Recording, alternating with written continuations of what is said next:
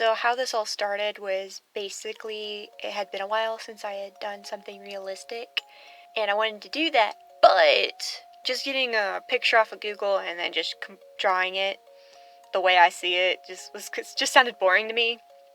So what I did was I was just like, well, why not make them magical creatures? Because that's pretty fun. I enjoyed it. It definitely took a while to kind of get back in the swing of things as far as my old habits went when it comes to drawing realistically, but for the most part, I didn't really have that big of a problem with it.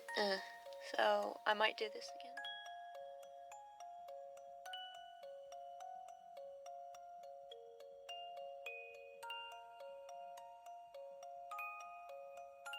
With the skin tone, I don't know, I dropped the ball a little bit in the first couple of tries, I guess. It has been the first time that I was actually coloring something realistically, and so I kind of accidentally fell into a couple of pitfalls that normally are fine when I'm doing something cartoony, but not so fun when you're doing something realistic. It doesn't work the same. Like, the first time I was just kind of using the eyedropper tool and then just basically putting the same colors in around the same area that it was in the picture, and it just didn't really work. I'm not really sure why. It just kind of messed me up trying to do something like that.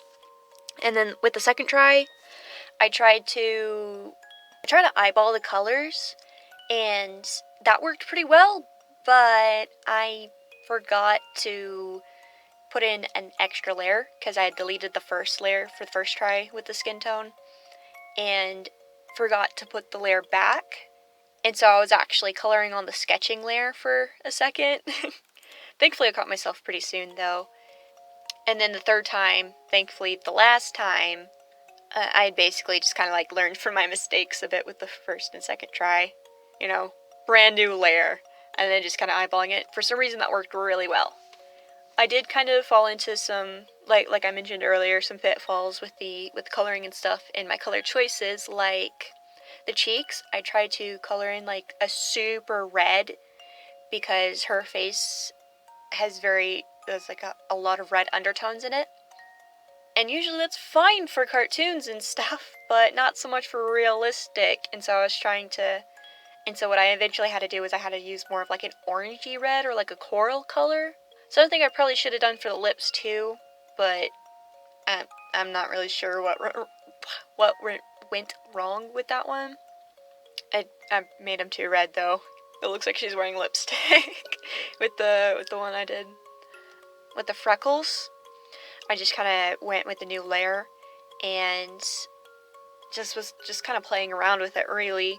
Just messing with the opacity, what kind of brushes I had that made it look like the most realistic looking freckles. And then went with my soft eraser after it with the highlights. So that the freckles looked like they were kind of be obscured a bit from the highlights. It actually looked like it was more a part of the skin instead of just sitting on top. Because it kind of kills the realism a bit if you don't do that. I don't know. Artistic license, you can do whatever you want. With the hair, it was a little bit difficult for me because I really don't practice that all that often, or as much as I need to anyway, for curly hair. And so this one was a really unique challenge for me because I don't really do curly hair very often, especially not realistically. And so basically what I did is I had to go with 3 layers and block out the basic shape of her hair with a really, really dark brown. And it also kind of served as the shadows and stuff for the hair that you really can't see just because it's so dark and so buried underneath all the curls and stuff. And then I went with the second layer, or I actually went with 2 separate layers and basically alternated between those layers for the curls that are on the topmost part of her head. Technical terms. And then the bottom, I was just kind of going really, really letting my wrist just flick around the screen and stuff. Just to try to get the most natural shape and curl look that I could with the skills that I have. And then what I did after that is I just kind of rendered the hair just a little bit, just enough to where you can see the shadows and the highlights, and then I blurred really well, especially those topmost curls. I blurred it a lot, like just the whole thing. And then I went back over it with a very small and very, very hard brush. I did the rest of it with soft brush, like a soft brush setting, and then I went with like a harder brush setting and started doing individual strands. I didn't actually do individual strands, I just let mostly what I did beforehand just kind of still do most of the work for me, and then I did a couple of strands here and there just to kind of really sell that, you know, these are just individual strands of hair just that are kind of clumping together and not really just this one solid mass. It looks like I'm doing a lot in the video, but I really didn't. And then after that, I just kind of started adding more layers and stuff for the individual strands, because the lady in the reference that I have, her hair is just super messy, and so I was trying to capture that. I'm not sure how well I did, but I tried. There was some serious effort being put into the hair, which is part of the reason why I didn't really record it, because I didn't know what I was doing at all.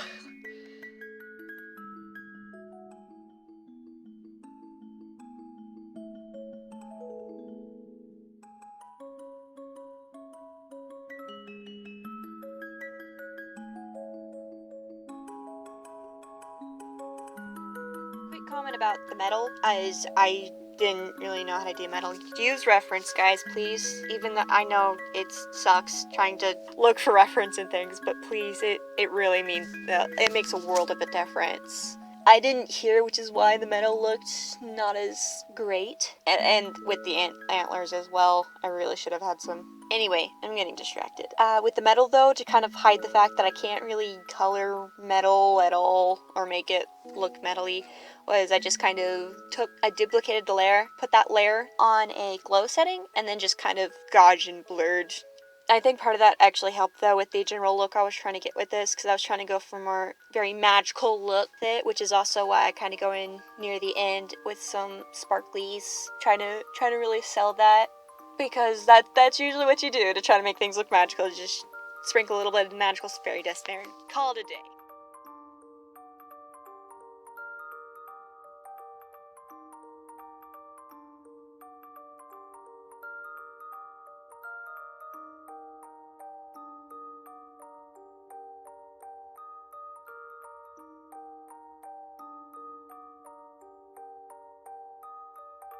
Vampire Girl, I didn't actually know what I was doing at first. I was just basically going exactly off the reference. Not trying to make it look as realistic as the last one, because the last one was more of a test on just how realistic I could make something look. And with this one, I wasn't too worried about that. And so after a while, I was just kind of looking at that reference. I was like, you know what, that kind of gives me vampire vibe.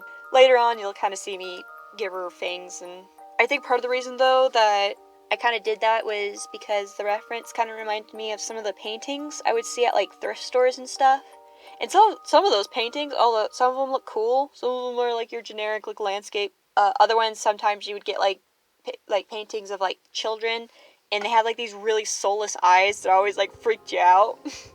And so as I was doing the eyes, I kind of got reminded of that, and I was like, you know, that'd be a perfect look for a vampire. So from then on, she became the Vampire Girl.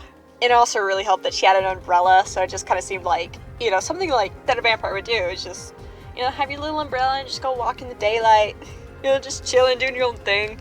Honestly, though, like, that would probably be something I would do if I was ever a vampire. Not that I am one.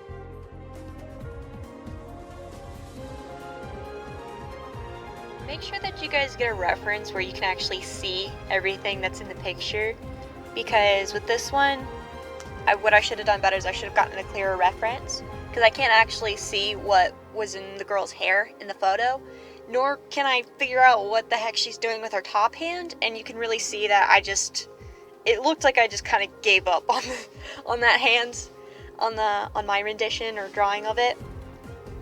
I really should have done better on that though. Really like tried blocking out the shapes and at least putting her hand in like a different position. Did some type of whatever I did ended up going.